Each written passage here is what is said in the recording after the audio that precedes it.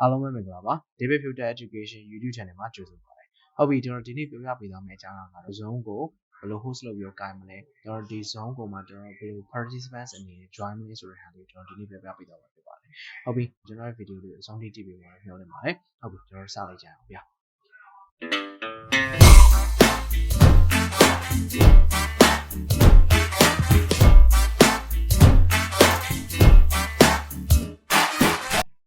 အားလုံးပဲမင်္ဂလာပါကျွန်တော်နာမည် David ဖြူလို့ခေါ်ပါတယ်ဟုတ်ပြီကျွန်တော်ဒီနေ့ကျွန်တော် Zoom လေးကိုကျွန်တော်စပြီးသွားလိုက်ကြရအောင်ဗျာကျွန်တော် Zoom application ကိုဖွင့်လိုက်မယ်ဆိုရင်ကျွန်တော်ကဒီမှာဒီလိုဟာလေးရှိမယ်ပေါ့နော်အဲ့မှာကျွန်တော်ဒီနေ့အရင်ဆုံးပထမဆုံးလုပ်ပြပေးမယ့်အရာတော့ကျွန်တော်ဒီ Zoom meeting ကိုကျွန်တော်ဘယ်လို host ကိုင်မလဲဆိုတဲ့ဟာလေးကိုကျွန်တော်စပြီးလုပ်ပြမှာပါဟုတ်ပြီအဲ့ဒါဆိုကျွန်တော် host ကိုကျွန်တော်ဒီလိုထားလို့ရတဲ့နည်းကကျွန်တော်နှစ်နည်းရှိတယ်ပေါ့နော် Zoom မှာဆိုရင်ကျွန်တော်ဒီမှာပထမတစ်နည်းကဒီမှာ new meeting ဆိုတဲ့ဟာလေးကိုတန်းနှိပ်လိုက်ရင်သူကတန်းပြီးတော့ဖြစ်သွားနိုင်မယ်ဒါမှမဟုတ်လေကျွန်တော်ဒီမှာ meeting ဆိုတဲ့ဟာကိုကျွန်တော်နှိပ်လိုက် meeting ဆိုတဲ့ဟာလေးကိုနှိပ်လိုက်မယ်ဆိုရင်ကျွန်တော်ဒီနေရာမှာ my personal meeting ID အောက်မှာကျွန်တော်ဒီ start ဆိုတဲ့ဟာလေးရှိတယ်အဲ့လေးနှိပ်လိုက်ကျွန်တော်ဒါက meeting ကိုကျွန်တော် host ကလုပ်ရပြီเนาะဟုတ်ပြီအဲ့ဒါဆိုတော့ကျွန်တော်ဒီနေရာမှာ meeting host ကိုကျွန်တော်ဒီလို start မသွားခင်ပေါ့เนาะကျွန်တော် meeting ကိုကျွန်တော်မဖွင့်ခင်ပေါ့ကျွန်တော်ဒီလိုမျိုးပေါ့အဲဒီမှာဆိုရင် ID ကိုကျွန်တော်ဘယ်လိုမျိုးထားမလဲကျွန်တော်ဒီ ID မှာဝင်မဲ့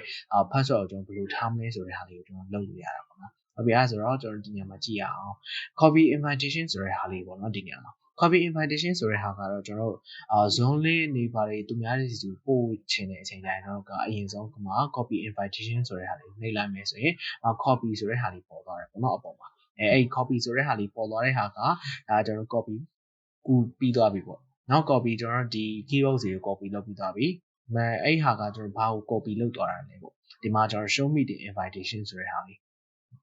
းဒီနေရာမှာသူကဒီစာပေါ့နော်ဒီစာအကုန်လုံးကိုသူက copy လုပ်သွားတာပါဒီဟာလေးပေါ့နော်အကုန်လုံးကိုသူ copy လုပ်သွားပြီးတော့ကျွန်တော်ကဥပမာကိုလုံးမဲ့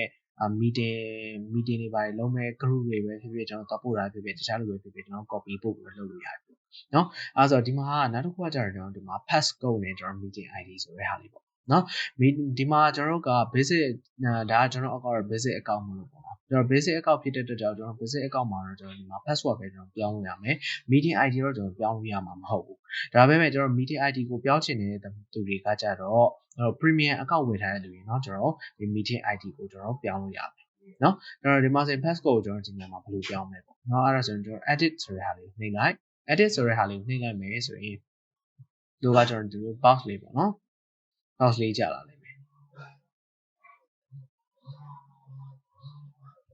ကျွန်တော် box လေးကြာလာလိမ့်မယ်ဆိုရင်ကျွန်တော်ဒီနေရာမှာပေါ့ဒီနေရာမှာကျွန်တော်က personal meeting ID ဆိုတဲ့ဟာမှာဒီမှာကျွန်တော်မှိတ်နေတယ်ကျွန်တော်ဒီမှာခါစားတောင်ကျွန်တော်သွားပြီးတော့ချလို့မရဘူးเนาะဒီနေရာမှာဆိုရင် upgrade to pro to change ပေါ့เนาะဒီဟာကို change ဖို့အတွက်ကျွန်တော် premium account လိုတယ်ပေါ့သူပြောတာနောက်ဒီမှာဆိုရင်ကျွန်တော် security အနေနဲ့မဆိုရင်ကျွန်တော်ကpasscode ကိုဒီမှာ change လုပ်ရတယ်ပေါ့เนาะ passcode ကကျွန်တော်ကြိုက်တဲ့ဟာထားပေါ့နော်ဒီနေရာမှာစစချင်းဖွင့်ခြင်းဆိုတော့ဒါကတော့ကျွန်တော်စကလုံးတွေ3တွေ8တွေ password တွေက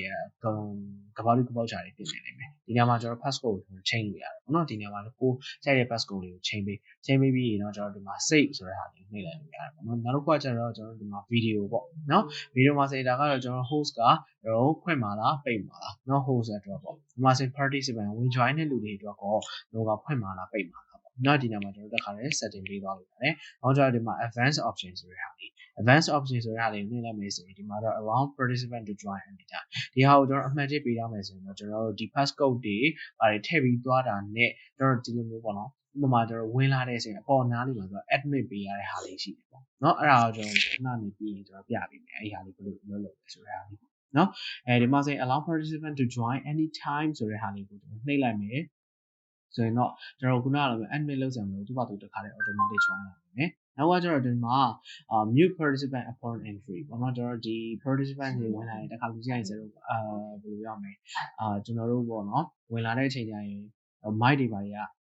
mute တွေပါတယ်ဖြစ်တာပေါ့နော် mic တွေပွင့်နေပြီးတော့ကျွန်တော်အတန်လေးထွက်နေတာပေါ့အဲ့လိုဟာကိုကျွန်တော်မလိုချင်ဘူးဆိုရင်တော့ကျွန်တော်တခါတည်းဝင်လာကြတဲ့ကျွန်တော်အတန်ကိုပိတ်ထားအောင်ကျွန်တော် host ကကင်ထားလို့ရတယ်ပေါ့နော် automatically record meeting on the local computer ဆိုတော့ကကျွန်တော်ဒီ computer မှာကျွန်တော် record တခါတည်းတွင်းမလားပေါ့နော် automatic ဒီ Zoom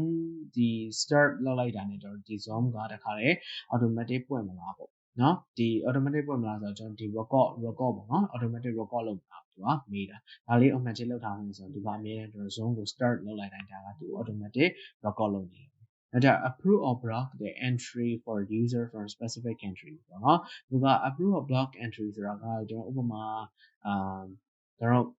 sharing လုပ်မယ်ပေါ့နော် sharing တွေ webinar တွေကျွန်တော်တခုလုပ်မယ်ပေါ့လောက်တဲ့အချိန်ကျရင်ကျွန်တော်ကဥပမာနိုင်ငံခြားလာတဲ့လူတွေရှိတယ်ကျွန်တော်တခြားနိုင်ငံကလာတဲ့လူတွေရှိတယ်အဲ့လိုမျိုးပေါ့နော်ကိုယ်နိုင်ငံမဟုတ်ဘူးတခြားလူကဝင်လာမှာစိုးလို့ကျွန်တော်ကဒါကို approve ဒါမှမဟုတ် block လုပ်မှာဆိုတဲ့ဟာလေးကိုကျွန်တော်ကဒါအမှန်ချက်ထားပြီးရတယ်ပေါ့နော်ဟုတ်ပြီအဲ့ဒါဆိုတော့ကျွန်တော်ဒါလေးကို save လိုက်မယ်ဆိုတော့ကျွန်တော်အမှန်ချက်ပြင်ထုတ်လိုက်မယ် save လိုက်မယ်ဆိုရင်ဒါကျွန်တော်ခုနကတော့ချိန်ထားပြီးသားဟာတွေအကုန်လုံးအကုန်လုံး save သွားပြီ။ save သွားပြီးဆိုရင်ဒါပြီးပြီပေါ့နော်။ဟုတ်ပြီအဲ့ဒါဆိုတော့ကျွန်တော်နောက်တစ်ခါကျွန်တော်ဒီမှာ start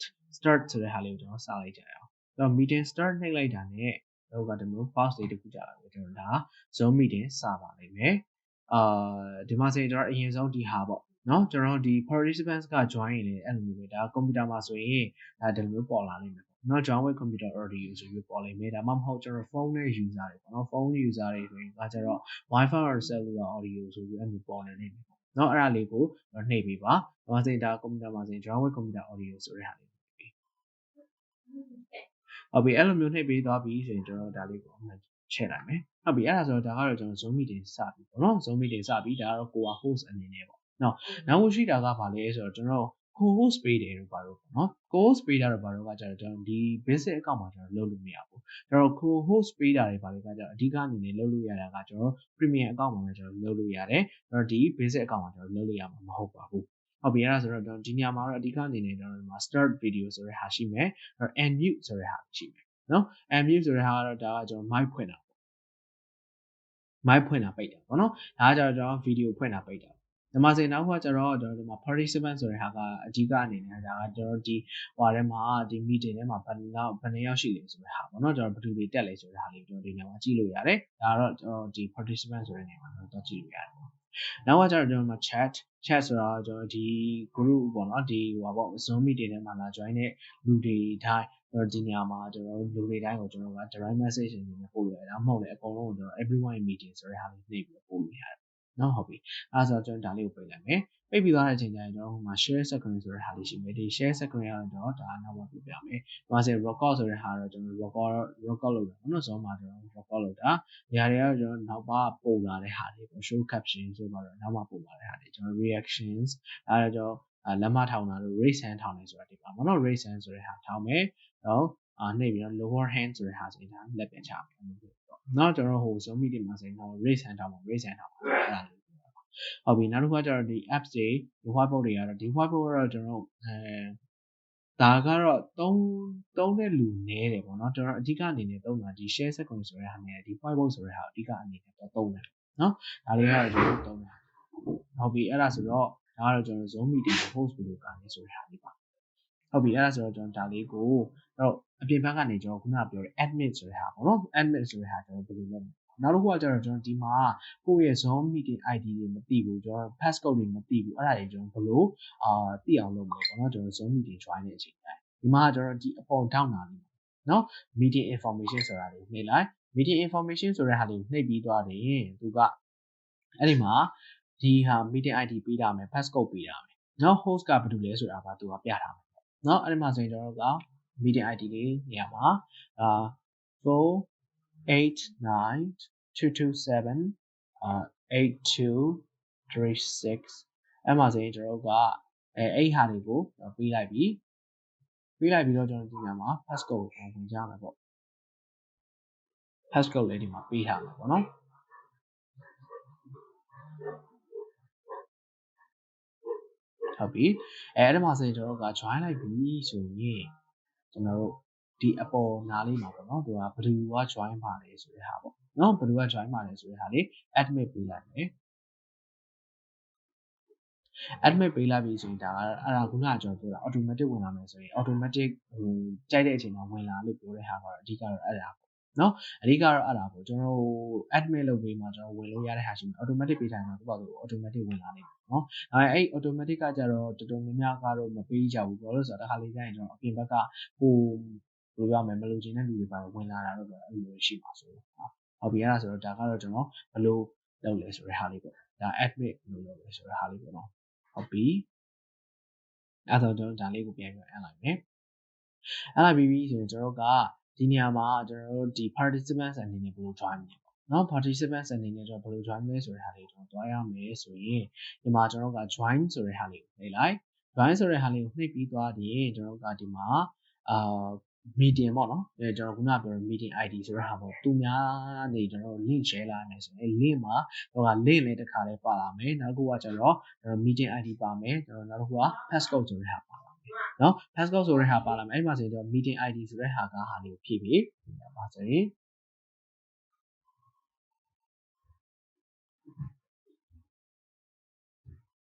ဟုတ်ပြီ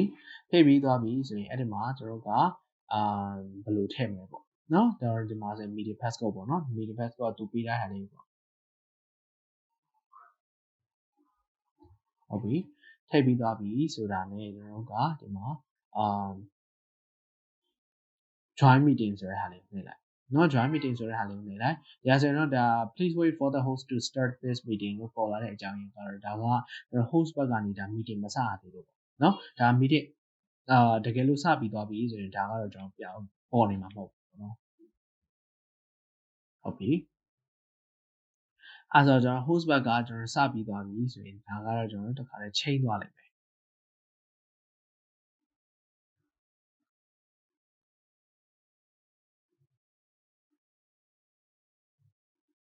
ဟုတ်ပြီဒါဆိုရင်ကျွန်တော်ဒီမှာ connecting ဆိုတဲ့ဟာပြပြီပေါ့နော် connecting ဆိုတဲ့ဟာလေးပြပြီဆိုရင်ဒီမှာဆိုရင် the meeting host will let you in soon ဆိုတဲ့ဟာလေးပေါ့နော်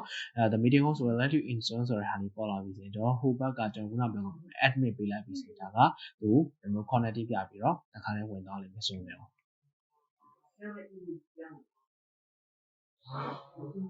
ုတ်ပြီအဲ့ဒါဆိုရင်ဒါကတော့ကျွန်တော် meeting နဲ့ဝင်ပြီပေါ့နော် meeting နဲ့ဝင်ပြီးတော့ဒီမှာဆိုရင်ကျွန်တော်ခုနပြော join of computer audio ဆိုတဲ့ဟာလေးပေါ့နော် join computer audio ဆိုတဲ့ဟာလေးကိုနှိပ်ပြီးသွားပြီဆိုရင်ဒါကကျွန်တော် zone နဲ့ကိုခါလဲဝင်သွားပါပြီ